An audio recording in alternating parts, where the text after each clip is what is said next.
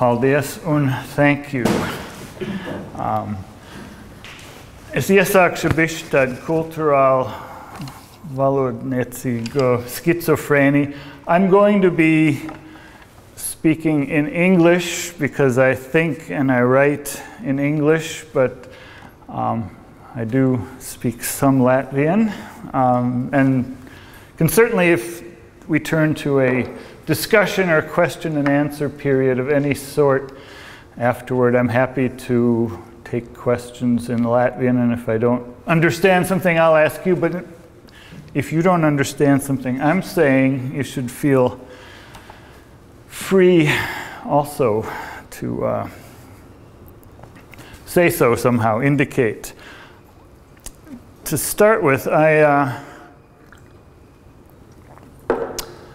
I'm here right now a little bit embarrassed because I feel I have you here possibly under what are called false pretenses, or as we say now, my bad, because I had an email.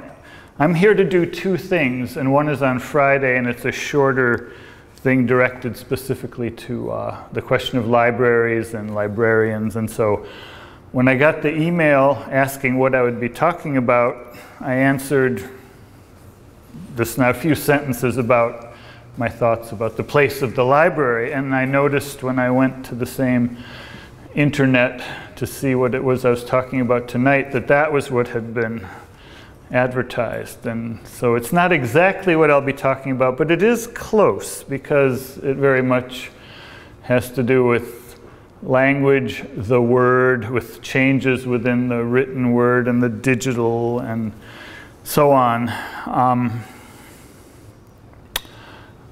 And I'll start in a moment. I just also want to say that the nature of the topic, I think there's nothing that's more current and interesting right now than some of these questions, and they're questions to which I don't have any great answers, but I've written this talk in such a way that I hope that it can, at the end, if people still have any energy. It's only 3 hours long, so I know that Latvians are good with sitting for a long time. But after the 3 hours, we can go on. I'm kidding. So it's written in such a way as to sort of end with a kind of ramp going to discussion if people are motivated to discuss these things. So the new title, never mind anything that was advertised, it's actually called From Tablet to Tablet, Migrations of the Word. And I'll be using the word tablet a number of times, and I'll use it in two different ways. And that's the whole concept in a sense. One sense is the tablet in the oldest form, which was the inscribed stone in which, you know, the earliest sort of marks were made, and those were the tablets. And then of course there's the contemporary version of what a tablet is, which is, you know, the ultra sleek electronic digital machine on which you can do everything. So I'm really trying to take a very wide-angle, questioning look at this thing, this evolution that we are in the midst of. So again, it's called From Tablet to Tablet, Migrations of the Word. And I want to thank my hosts for having me, and thank you for the very nice introduction, and so far for my wonderful time in Riga, which I hope will continue for another day or two. My title, From Tablet to Tablet, thuds with repetition. I know that. But I liked the emphasis. I liked the fact that one simple word could signify so differently and could so conveniently bookend a significant span of time, by which I mean all that part of history that has followed the long ages of the oral, and that continues on more intensely than ever as we live among surfaces of every sort that are marked with signs. So tablet in the first instance means not just the literal pieces of clay that were marked with a stylus, and those appeared at around 4000 BC, but also all other such early signifying media or objects. And tablet, in the second instance, can stand for all of our modes of digital transmission, anything that transmits and receives and displays text on a portable screen.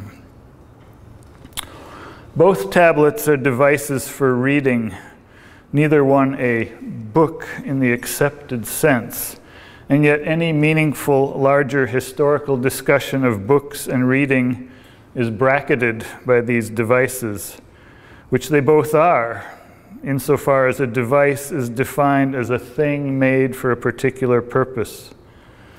We can picture the succession, the slow evolution from the inscribed clay to papyrus and bark and vellum, to scrolls, to the codex, the gathering of pages, the contents which were reproduced by scribes, to the early laboriously printed books, and then those that began to pour forth as the press was mechanized, on to the paperback proliferation, books made small enough and cheap enough to be carried in the pocket, and on still further to the new, the screen device, the Kindle, the iPad, the reader. And always, let's remember, there is the reader, the set of human eyes moving mostly from left to right to left, as mine are right now, so that we see all the great shifts, and then there is that constant. Except that we have to ask at some point here, how constant is that constant? Our eyes may move from left to right, as did the eyes of the Sumerian studying the tablet, but what has changed behind the eyes? A great deal, I would say. So yes, I want to think of all of these transformations, but I want to do so in a layered and a relativistic way. It's not enough to proceed along a timeline from invention to invention, because these fundamental changes of the technology don't just happen independently. They result from and are part of a larger culture of change. For clearly the society of the clay tablet is not the society of the early printing press, or later the mechanized production system. And further, these larger societal cultural shifts do not take place without the simultaneous transformation of the individuals living in those times. The point being that there is a powerful and complex relativistic dynamic at work. And I would insist that the man holding the stylus is different in innumerable untold ways from his counterpart who's clicking buttons on his screen device. And also, let's not forget, each is modern in his or her moment, and there will be modernities to come that we can't begin to fathom, modernities that might make even our fabulous digital savvy look as unwieldy as we imagine the scratching of marks into damp clay to be. Configuring this historical span as happening between the two kinds of tablets also allows me to underscore a point about the nature of the transformation that has taken place. A transformation that can sometimes look like nothing short of total, with a heightened emphasis on the idea of their opposition. Consider, on the one hand, the inscribed clay tablet is the very emblem of the material. Its embedded sign or letter is not merely a symbol, though it is that too, but it is also a concrete enactment. It's a kind of sculptural imposition on an earth surface. This is about as close as we can get to having the word be a thing. And the tablet text cannot be disseminated except by literal transport, someone carrying it, or by a person coming to it. The marks of the clay tablet dead end in themselves, and the labor-intensive nature of its production pretty much ensures that these marks will not be used for whimsical meanderings or extended rumination. The object, the device, serves the purpose of preserving and communicating information. What is inscribed is what has been deemed important enough to inscribe. Records of inventories and trade transactions, or I suppose commandments from some mountain. There's an implicit labor theory of value, there's an implicit theory of value not unlike what Marx designated as the labor theory of value at work here. So, we want to juxtapose to that entity the modern tablet. Where there was material weight, there's now lightness. We are in the realm of words like cloud and air, cloud computing and Mac Air. Where the first sign was laboriously incised, it is now effortlessly produced. Where tablet A, the original, was place-bound, tablet B is completely portable, the very apotheosis of networked interconnectedness and all of its endless possibilities. If the inscribing of tablet A required careful forethought, tablet B is open to the least flicker of whimsy. Where tablet A, once composed, was one-directional, tablet B increasingly facilitates not just reading, but response, as it incorporates media options of every kind. Where tablet A is made concrete and preserved for posterity, tablet B, the jury is still out on this question. We can go to the museum and behold tablet A, inscribed many millennia ago behind its glass casing. Will we, whoever we will be then, be able to go to some place of preservation and behold what is now a state-of-the-art tablet? And let's say this would be possible. Would we be able to comprehend its contents any more than we comprehend the hieroglyphs that we behold now? These are all vital and interesting questions. As you can see, I'm not just considering the book in its various historical incarnations. That has been done so often and well. But I'm trying to discover what gives those incarnations their importance, which is to say the communications culture of which they were a part. Taking the panoramic perspective, we remind ourselves that any technological shift is both reflective of changes in the ways of living of its users and is a cause of changes in the way of living of its users. And further, changes in what might be called their being, who they are. As we are discovering, and I will discuss this further, our cognitive functioning is at a neural level highly responsible to the actions of our living. A hypothetical representative individual of our time, teleported back in time and made to stand side by side with the hypothetical representative individual there in the civilization of the Tigris-Euphrates, would be as unlike that person in every measurable respect as the clay tablet would be unlike its digital counterpart. So once you start thinking along these lines, the whole imagining of history becomes very fluid and morphy. No longer the picture of history that we held in our minds when our high school teacher assigned chapter 6, the coming of the Reformation. Not just events following events, but people steadily changing much about who they are as they live through those events. Which is obvious, yes, but it's mind-boggling too in the way that the obvious can sometimes be. So, how to discuss the history of the book and the history of reading in this relativistic light? It can't be done in an isolated manner, as if the enormously complex human engagement with the written sign were not itself in constant flux. I want to consider what we have come to and what we must see as coming next. Tablet A, the clay tablet, was the simple material thing, a vessel for marks. Tablet B, digital connected, screen surfaced, is an interactively enabled receiving and transmitting device, and the reading of book texts is just one of the very many things we can do with it. Though the reading act still proceeds as it always has through the eyes decoding lines of print. The process is in all kinds of ways recontextualized by all of these other possible operations. Just the fact that they are there, available, changes much.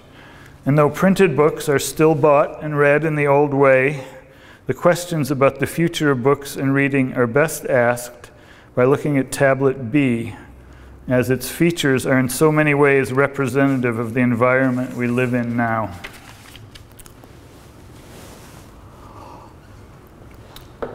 Tablet B, the digital, differs from the standard bound book because it is a screen, not a page. It scrolls in a way that makes reading a vertical and fluid, as opposed to a horizontal and segmented process. It allows manipulations of text, ready linkages to other texts. It is open to the hybrid insertion of other media, including images, video, and sound.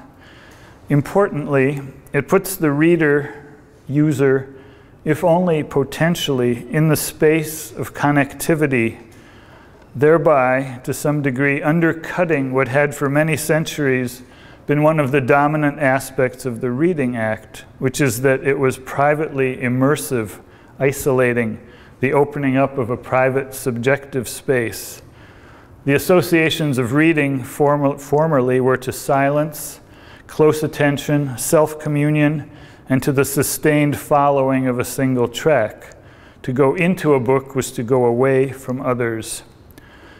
The electronic options we've been living with over the last decades have very quickly and decisively changed the way we do many things, reading included. Part of this is because our technologies have opened us to an oceanic flood of information, options, connections. We live in a bazaar of stimulus completely unthinkable before our time, to which we respond, as is only natural, by throwing the net wider, by grazing, skimming for what we need, earmarking things to return to, juxtaposing kinds of texts and levels of information. And this, we are quickly coming to understand, changes us profoundly.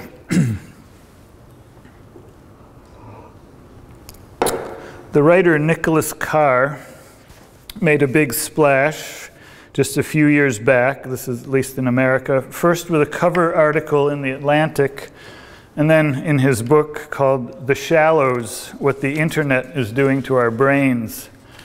In the article, which had the catchy title, Is Google Making Us Stupid?, he began on a note of personal worry. Carr had noticed in recent years that he experienced increasing difficulty in sitting down and just reading a book in the old way. He found himself having a hard time focusing on one text. He felt impatient, skittish, frustrated. He theorized that the difficulty might have to do with the fact that he spent the better part of every day working on a computer, doing all of the multitasking behaviors so familiar to all of us. He looked further and began to test his hypothesis, using all kinds of studies that were coming out in the burgeoning field of neuroscience. And what he found and documented was the striking corroboration of his intuitions. To put it most succinctly, though of course his book repays close and non-distracted reading, we humans are seen to exhibit neuroplasticity in the extreme. Researchers have found that we do not require generations of evolution to reconfigure our mental circuitry. This reconfiguring is well underway, and we further it and reinscribe our neural pathways with every online action that we take. To put it bluntly, we are changing aspects of our cognitive makeup by the minute. As cells fire, so they wire. That's the mantra. Cells that fire together, wire together. Living now in an environment of screens, all kinds, all sizes, we spend huge portions of our time manipulating signals in ways that are only a quarter century old. The rate of novelty and adaptation is itself something completely new under the sun. That's a familiar figure of speech, usually an exaggeration, but here I think it fits. Information technology has changed the way we live in untold specific ways, but possibly the greatest impact has been the introduction into our lives of a previously unknown rate of acceleration, an acceleration that in combination with changed behaviors is exerting extraordinary transformational pressure on the species, and we need to think hard about this. The history of technology, of human inventions and their implementation, is in many ways our human history period. And if we lay out the full timeline, complete with dates and inventions, what we see, not surprisingly, is how after millennia of relatively little change, the significant and collectively transforming shifts start coming ever more rapidly. They start to cluster with the introduction of mechanization, mass production, steam power. They become a veritable flurry of markers with the discovery of electricity, and now with the coming of the computer and all subsequent digital technologies, it's hard to find even an interval to isolate. What follows from this is a kind of vertigo, a psychological free fall, and with it a growing sense of severance from previous history, with no way to incorporate an ongoing sense of what we are doing with the picture, call it tradition, of what people have always done. We have moved into what the writer George W.S. Trow so tellingly called the context of no context. There's no longer an agreed upon frame within which to put things into relation to each other. These historical intervals, the times that pass without major transformation, are therefore profound. They consist of the repetitions, the patterns of labor and social interaction sustained down through millennia. They create the contexts that innovations and revolutions threaten and destroy.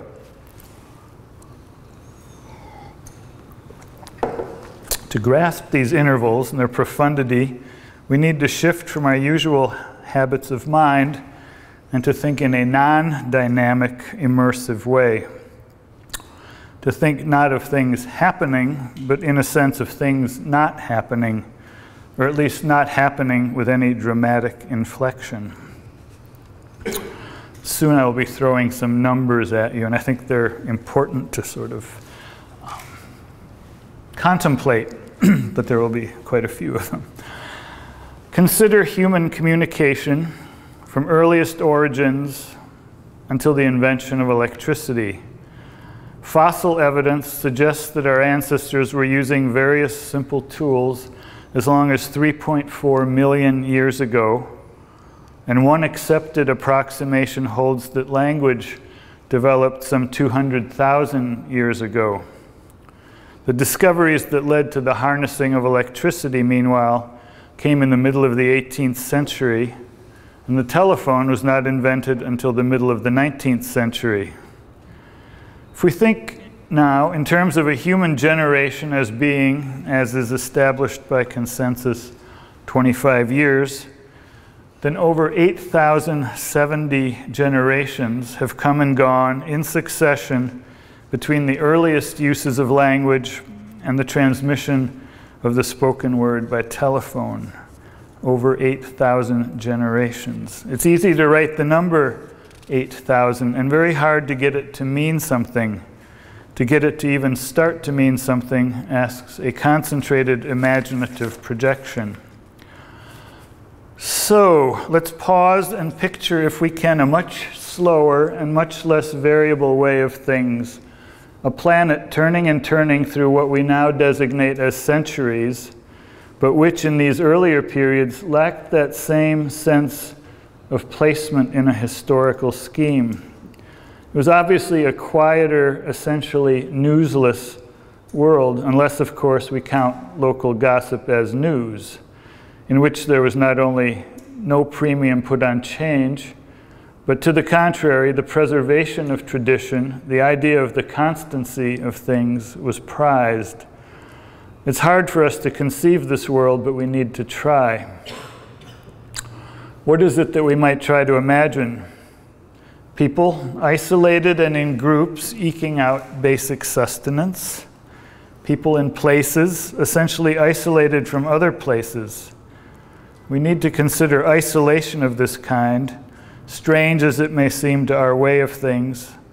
And now, slowly and with great concentration, we can try to picture eons, those thousands of generations of human communication being carried on without benefit of electricity, words spoken, whispered, shouted, and then later, 3 or 4 millennia BC, adding the written sign. Incised markings, pictographs, tablet A. Consider words in fixed places and then words transported from sender to receiver. Pharaohs in Egypt supposedly used couriers to convey information as far back as 2500 BC. Again, generations of this. Of course, there were improvements and refinements along the way, like the British postal system, for a period the envy of all nations. So how do we compute the historical importance of millennial repetitions, of orders of change that are not quite revolutionary?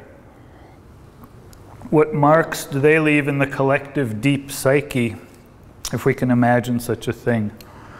We've noted neural plasticity, how repeated new behaviors are seen to change our neural wiring very quickly. But what is the effect on us, the legacy of these old patterns, of generational, even millennial recurrence? What mark do they leave on the deep psyche and the DNA? We're reflecting just now on the sphere of human communications, which is just one area.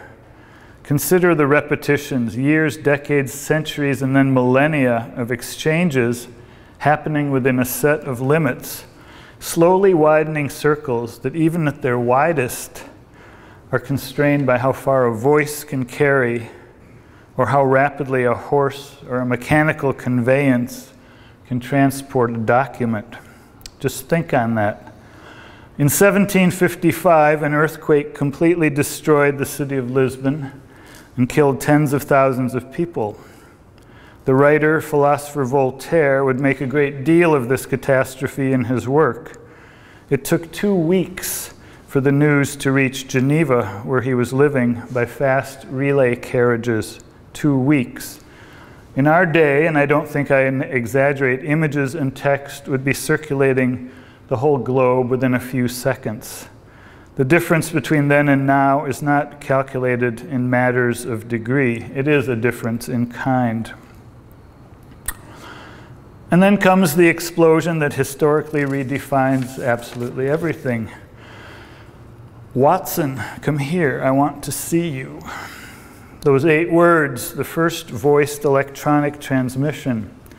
Thomas Edison patented the telephone in 1876, 5 generations ago, bless you, using the same basic generational interval. So we have 8,000 set against 5. And this is a differential that's worth digesting. 5 generations ago, we first mastered the art of flinging our voices across space. But telephones did not become common, at least in American homes, until after World War II, really until the early 1950s, 2.5 generations ago. There were changes and improvements. Rotary dials gave way to touch tone. Long-distance calling arrived. For decades, it was a costly and by current standards involved procedure. It became easier and increasingly common. Wireless mobile phones, first pioneered in the early 1970s, were not commonly adapted until the 1990s, 1 generation ago. And to consider now how basic those instruments were as compared with the most up-to-date smartphones. What has happened in this generation just in the last few years has been the incorporation of digital computing power, the microprocessor, itself a game-changing invention, into an instrument whose marvels we have barely begun to assess. Suddenly, in a historical micro-flash, we have an affordable pocket-sized device we can use to make calls, take and send pictures, record sound and video, watch movies on, find directions with, look up information on the internet, locate our friends, engage in social networking, listen to customized radio, read the news.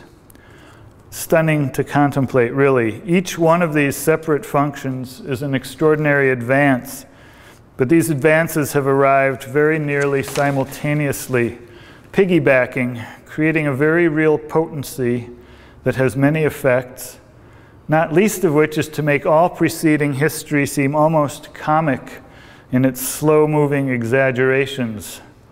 Throw in Google and Wikipedia, a culture of unprecedented surveillance, and whatever else the latest tech bulletin offers us, and what can we say about the old familiar past, but how quaint.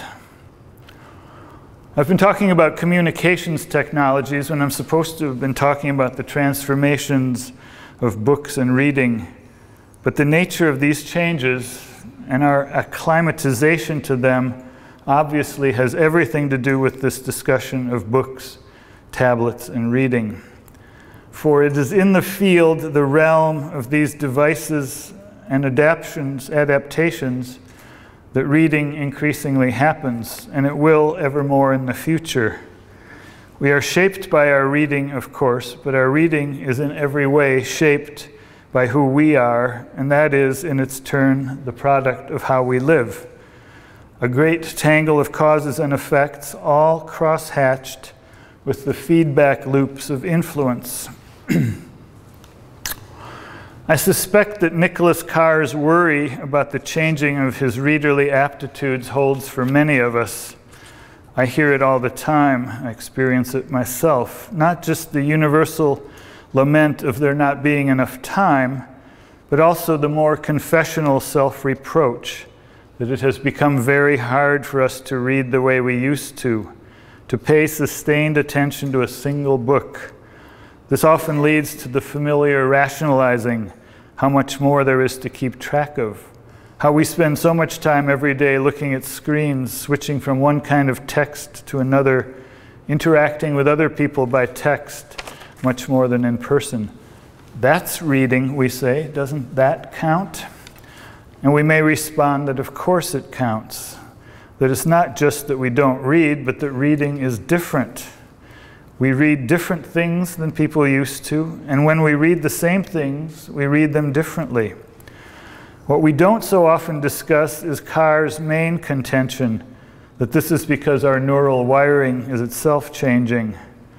Remember the familiar mantra formula, cells that fire together, wire together. And this is hard to dispute, at least based on evidence of our plasticity. To take a single example, and this is from his book, brain measurements made of British cab drivers before and after the introduction of GPS systems, for instance, showed major areas of growth and shrinking in the physical brain taking place in the matter of a very few years.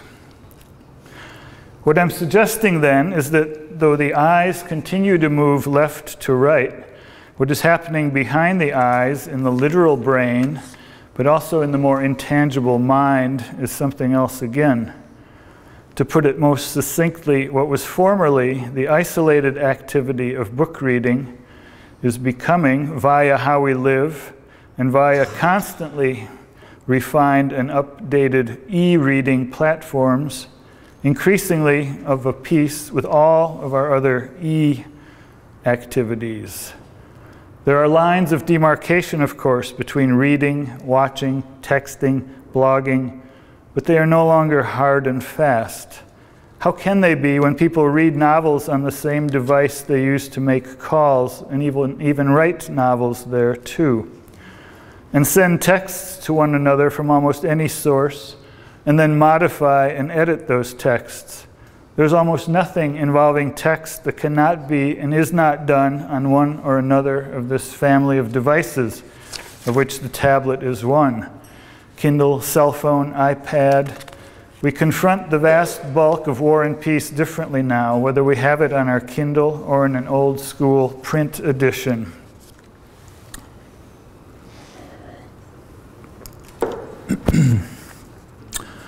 I've been focusing on the fact of accelerated historical change and what has very quickly become the porousness, the openness of formerly intact boundaries. The materially static and stationary world of print on paper is being subjected to a powerfully fluid and fluctuating set of forces, and we can't pretend that this is not changing everything. There's one more thing I want to reflect on in this admittedly high-altitude flyover. And to get to it, I will, in the hope of provoking some conversation, sketch out one kind of what's next scenario. And for this, I'm taking very seriously several things. Those being one, the rate of change and ongoing technological innovation. Two, our deep and growing habituation to the use of digital screen devices and the kinds of neural reconditioning that must result, including changed attention and focus patterns. And finally, three, the tendency that seems to be embedded in our new communications technologies, what I think of as the momentum of their deeper nature. And let me say what I mean by this deeper nature. Long decades ago, the media thinker Marshall McLuhan coined the term global village. It was his capsule projection of how television and electronic media, this was long before the computer revolution, how the television and electronic media would alter the human ecology. He forecast a shrinking planet and an ever denser web of communications. And we would have to agree that he was to an amazing degree on track, though even McLuhan himself might have been astounded to see how far in this direction things have moved. The phrase global village has now been overtaken by the idea of the hive, the concept with common currency in Silicon Valley and elsewhere. This vision of the future, openly desired by some in the progressive tech sector, is of a hyper-connected humanity with near incessant contact on many levels between individuals, between groups and constituencies, a vast flow of information mediated by search and sorting algorithms, a growth of collectivized electronic consensus building and decision-making. To take one relevant instance, digital forecaster Kevin Kelly foresees the scanning of all the world's texts into a universally searchable database, a process that has been underway for some years now. Imagining his way forward, Kelly celebrates what would be the inevitable end of individual authorship, for what could be the claims of private intellectual ownership, where the hybrid text and the so-called mashup have completely carried the day. This is another place where we should stop and do some sustained reflecting. Because if we start to think this way, accepting the idea of, say, a universal database, a one-stop emporium for all human expression through the ages, don't we have to concede that there may be a still larger lurking effect? I mean, of course, the gradual but progressive demotion of the lone individual as an agent of innovation and imagination. Not only is the self being subjected to pressures unimaginable before now, but the very idea of the self and its place in the social weave is also undergoing transformation. We make more and more decisions through electronic consensus, rely increasingly on algorithm-based preference services. We spend what sometimes seem like ungodly amounts of time staring at signs and images on screens that are connected to other screens. Here's the topic for the great debate, the fate of the old idea of self. the idea that was formed and refined through those same long generations, refined until it became in many places the very template to which everything was drawn. Picture the Vitruvian man, if you remember that famous illustration in the circle. Picture the Vitruvian man, spread out limbs inscribed within a perfect circle. Individuality, self-making, the sovereignty of the I, the agency of which was the book, which was nothing less than the emblem of the Enlightenment. We had assumed it was immutable, but now we are seeing just how little we thought immutable really is immutable. Should some version of a hive scenario come to pass, even partly, to that degree will our long-held ideas of books and reading undergo a Shakespearean sea change at every level, starting with the once almost sacred notion of individual authorship, that a book is a creation by a single sensibility, the projection of a voice, and then going on to the practical reality of how texts are produced and disseminated. Can we really imagine publishing houses and bookstores in this version of the future? And then continuing on to what it is that texts actually comprise. Here we have to contemplate the growing prevalence of embedded links, as well as the importing of other media, video and sound, etc., and also digital interactivity, the possibility that a reader can be in steady contact with other readers of a text or even with its originators. The imagination can start to run riot here. Indeed, the further I peer into this dramatized hyperfuture, the harder it is for me to think back to the reading act that stabilized centuries ago around the production and dissemination of bound paper books. That kind of reading will survive, I believe, but it will be one kind among many, and it will necessarily have a very different status. And as for the possible impacts of the new, radically changed reading, that might be something we can just start to discuss here. And that's it. Thank you. I hope the English...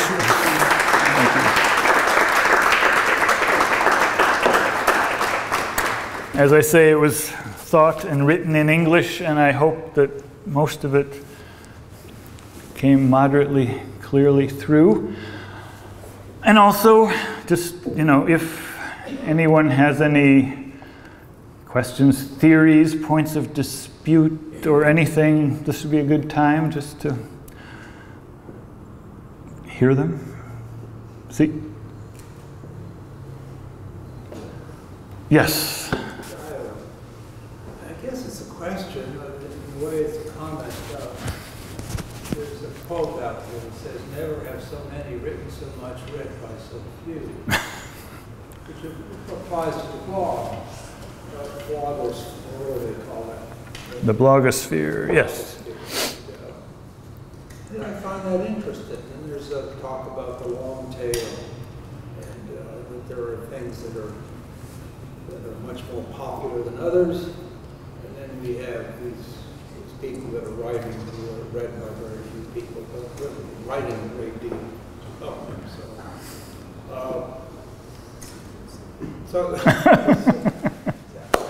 That's why they invented the microphones. But my question is, because that sort of popped into my mind while you were speaking. You cover such a wide range, so that it was just one of those thoughts. And then you mentioned the individual. There are millions of these blogs, some of them ancient, back to 2010, and others that are not updated very frequently. But all these, there's so much activity individually, and it's a very small space, it seems like. It is. Well, what I would just thinking as you're asking, the question really had to do, if you didn't hear in the back, was about just the astonishing volume of material produced just to stay in the blogosphere, never mind all other venues and what this means. I can remember, and I don't know, it's attributed historically to various people.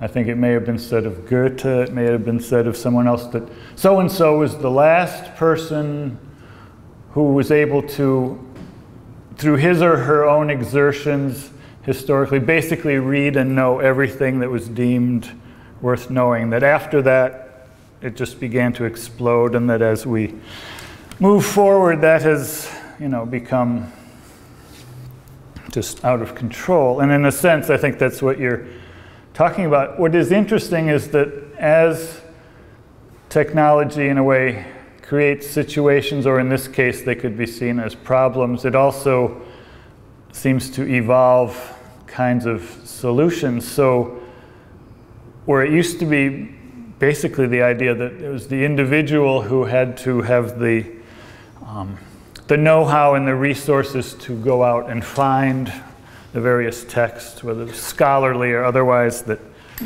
he or she wanted to read. Nowadays, that's no longer possible. But what I'm noticing on the internet, and what's been common for quite a while now, are the existence of increasingly refined aggregate sites, which are basically human but also algorithmic places where relevant data that appears on the internet is sifted, sorted, and arranged so that a person can go there, and then you can keep narrowing the funnel of narrowing the funnel, period. But what's doing all of the narrowing is no longer human agency, it's kind of informational technology. So it could be said that we have never had such an opportunity before to get directly to the thing that we need to get. But we've never in history been able to get to it without going there ourselves. And so it is it a little bit underwrites this idea, which to me is, I'm not insisting that this is the future that's coming, but it is a kind of imagining that haunts me. And it is an imagining that has to do with kind of a vaporizing of the idea of the solid, concrete, recognizable I, and it's sort of merging informationally with many other sort of I's until it becomes much more of a we, sort of a collective pool of knowledge accessed through digital operations and so on. So it didn't answer your question, but I just threw back at it, I suppose. But yeah, the biggest idea I would say would be the intervention now of the non-human agencies that bring us information and arrange it. And it doesn't mean that the information is different, it just means that our relation to it is completely changed.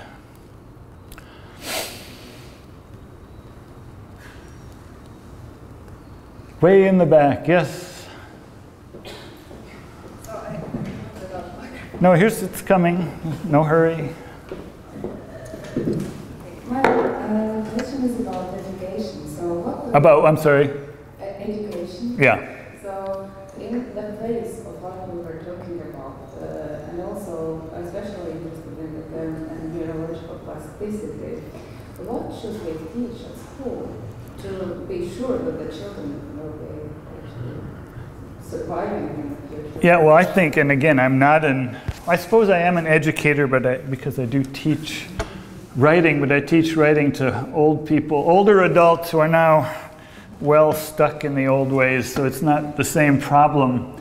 It seems to me that two things need to happen and that they're coming from opposite directions, and I think one of them acknowledges the very natural fact that nobody is going to stop any kid now growing up from becoming immersed and expert in the manipulation of whatever is the latest.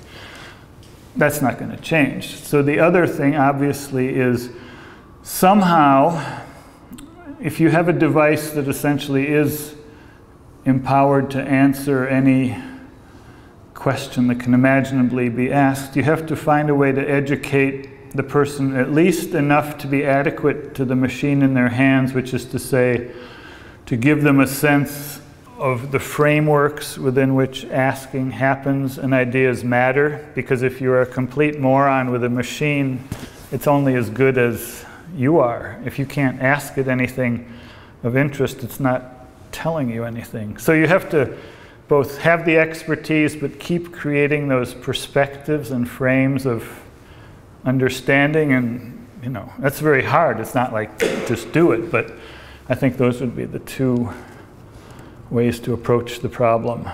And it's not an enviable situation. Are you an educator? No. In private school, in university. But that's one of my topics of great research. So. Yeah. And what do you think? If you had to answer that same question. Oh, that's difficult. Probably we can make it as a topic for discussion. But also, just to add one more thing, but there was a phrase, I don't know if it's just a phrase in American university culture or not, but at one point about 20 years ago, when it was commonly said, teach the problem.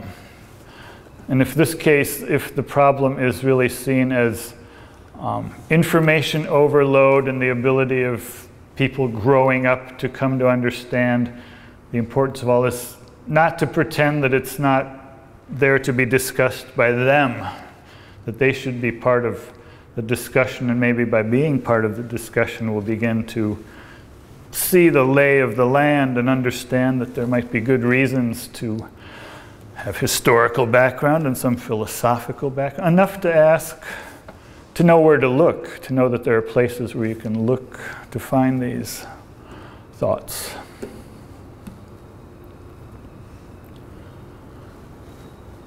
Yes.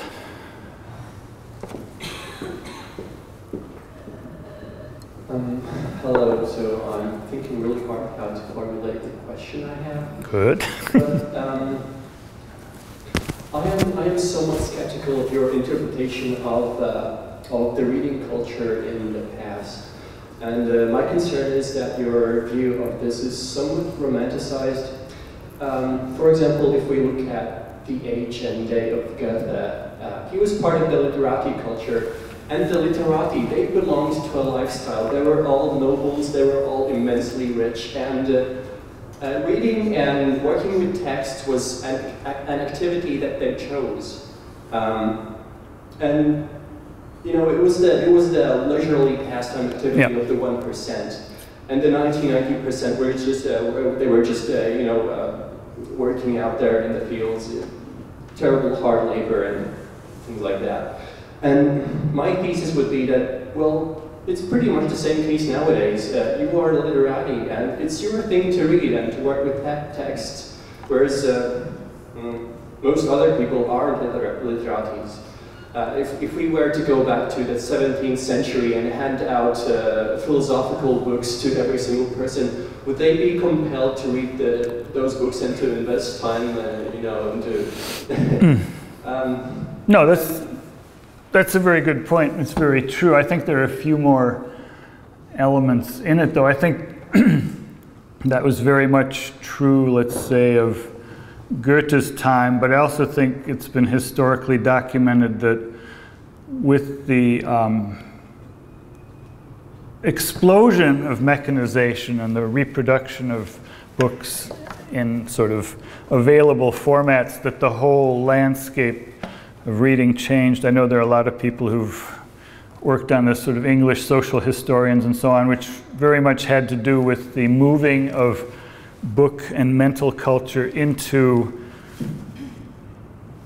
the other class levels, and it was the working class finally going to school, and the worker, all of this. And I think that was much of the activity, at least of the last century, in various places, not the world over, but certainly there was much of that in America. I totally agree that if you were to give, philosophical texts to people of certain eras and backgrounds, it would be just as you say. But I also, and this, what you're talking about makes me think that one of the things that is clearly going to be much redefined is not only the nature of reading, but the nature of information and content, because these same people who may not be sitting around privately and reading lofty philosophical texts are very sophisticated in digesting visual and musical information, which is also content. It's not lesser, it's just different. But I think there needs to be a lot of examination of the different gradations of what we call information. But it's true, yeah, no, book culture from earliest times on, you know, it started as something that was available to those who had the leisure and the money to pursue it, and that's been much the case, but not all of the case, I think. So. And also, I think that there was always been, like, you were talking about the internet as being very, very sort of inserting this really intense pressure on our psyches. You know, how do we consume all this information? How do we keep track on what is happening in the world? Wasn't it the case that people were extremely compulsive, obsessive about reading newspapers time ago? You know, how there were just so many newspapers and how men would spend their whole day reading newspapers and just trying to keep track of every story that's out there and trying to, you know, doing their best to be up to date with current events. And perhaps nowadays, it's pretty much the same thing. Of course, I do agree that it's somewhat different and perhaps it is more explicit. But I think what I'm hearing a little bit in both of your questions, and I don't think I'm saying it in what I'm saying here, is that, I'm trying not to say it, I don't think that it's that was better and this is worse. I really think that I'm trying to sort of diagram ways in which it's different, fully acknowledging that all of us are feeling these, you know, changes from what we remember, and it's happening intensely, and that it's not necessarily bad, but I think we need to say how, it helps to then refine the argument and the questioning, because it's true, I think it is a matter of different but not better or worse. But I personally, if we were in a deep discussion, at some point, if I'd had enough glasses of wine, I would probably begin coming out with how deeply invested I am in the idea of the individual and not the mass, you know, agent of sort of information slave. And so in that sense, I do have my biases, but I'm hoping to keep them pretty much out of this, but it's hard not to have them. You know. Yeah? Thank you. I'd like to ask you a question about your views and the situation as to information and knowledge. To my understanding, previously people had to know much more to survive. And nowadays people are like overwhelmed by information. And sort of knowledge is somewhere at the background. So what's your view as to the future of these two aspects of our I mean, that's the very big and central kind of question. I'd say it's 3 layers, not 2. I think there's data, and then data at a certain point of organization becomes information. When data is applied to something, then it becomes information, but that in and of itself is not yet knowledge. That's a very interesting question. I suppose what my mind is doing with it is saying, when do we need knowledge and how do we get it when we need it? We cannot, by definition, I think, get knowledge from a screen. We can get all the information we want if we know the correct commands to put into the, you know, to ask. But knowledge,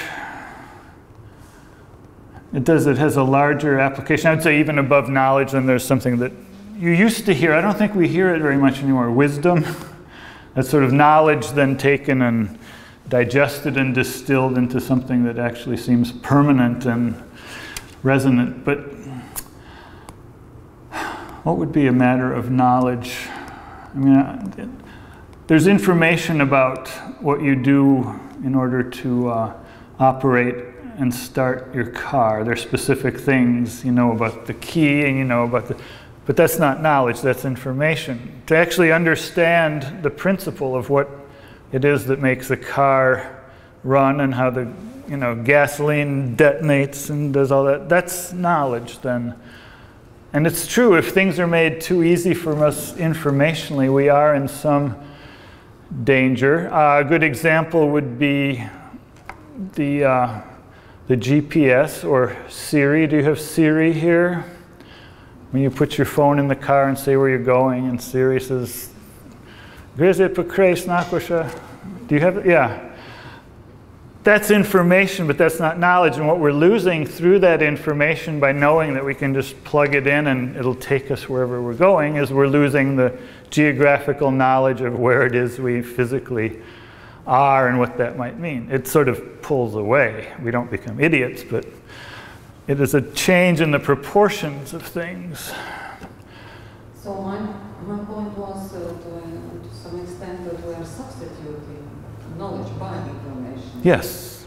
And do the technology well, I think this drive in this direction? I mean, certainly it's pushing us faster that way. The big question is when that will not be enough. Because so long as we can simply survive happily with our tools of information and the information we're given, we may not need to have the knowledge. I, for example, happily use the information on my computer. I have almost no knowledge of how I'm getting that information through the system. I don't know how the system works, and that's true of so many things. If anything mechanized past the point, so long as it gives me the information, warms my coffee, I'm fine. But yeah, so we are getting, in some ways, but it's inevitable. In the old days, if you lit a match, then you saw where the fire was coming from, and that was easy. But now you have to push 15 buttons, and you don't know exactly what's generating the heat. So you're more distanced existentially from your life, I suppose. There was another question back there, I think, or no? Or you? Yeah. Thank you very much. Could you return to the theme of the library in this context? I'm just thinking about, and it has been discussed a lot over the past probably 20 years in this country, what is the role of the library, especially in the context of this building, and why do we need it now when information can be digitized, when it really is accessible on the phones and cafes and those sort of things. So in some ways it makes me think that the library is not primarily a place where information is gathered or available, which is one aspect of it, but it might have, I'm just speculating here, some sort of a psychological effect on a human being in the context of this overwhelming access to information. Well, that's... So, why do people come to library? What are your thoughts? In a way, that was... it is what I'm invited to talk about, in a sense, on Friday, and I do have a kind of answer which I don't want to complete. It's not a surprise or anything, but various thoughts on the matter, because I've been thinking very specifically about the library within this context that I'm describing. And I think many things, but I'll think 4 of them at once. One is, aside from the fact that we have this conception down through the history of libraries from Alexandria onward that it is a physical repository of books, and that obviously hasn't gone away. We're sitting in a physical repository of books, but very much has changed. I had a tour today, and my tour took me into the back areas where a lot of archival things are kept, and it sort of underscored first my awareness that there's an amazing paradox or complementary thing happening within one physical space, and that is, on one hand, you go out and you find a great deal of the most sort of up-to-date information, equipment and screens and recording things, just everything, and you go behind, and then you see that it's a place where the physical traces of the past are cataloged and kept safe and organized, and that's still a great part of what is in the idea of the library, that it's both. So that's one idea. Another is, I think in the past, it was possible to talk about, and again, there's so many different kinds of libraries and therefore so many different kinds of librarians, but to go along with that question about education for one thing, or information and knowledge, both of those questions, I think the nature of the librarian is changing even more rapidly than the nature of the physical library. And I think the librarian is becoming increasingly, it's vital that this is a person who commands both parts. One is the technological access and understanding, and the other is that carries the frame of knowing the questions to ask and how to direct and find information simultaneously. So I think that's something that's still, it hasn't gone away, and the function of that is greater than ever. It's not just that a person with a well-equipped electronic system can replace a library, but maybe more than in the past. But what you said at the end, and I think that to me is, you used the word psychological. I say something very similar, but it has more to do, it's a more conceptual notion that where there is such a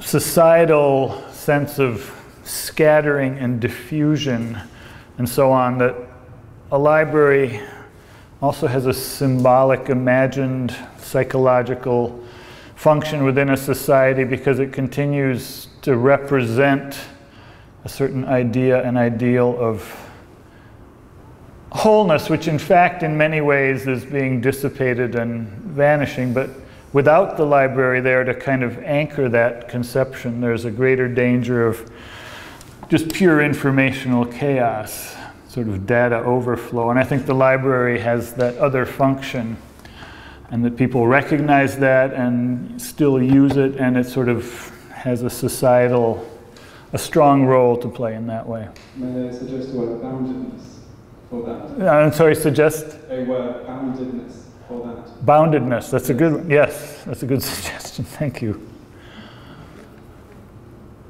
Well, I see no more hands flying vertically.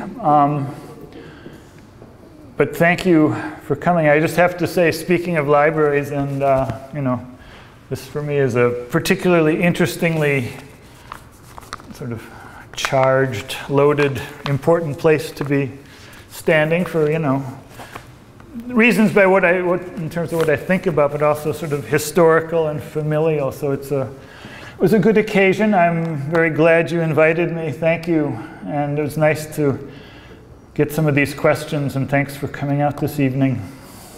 So, thanks.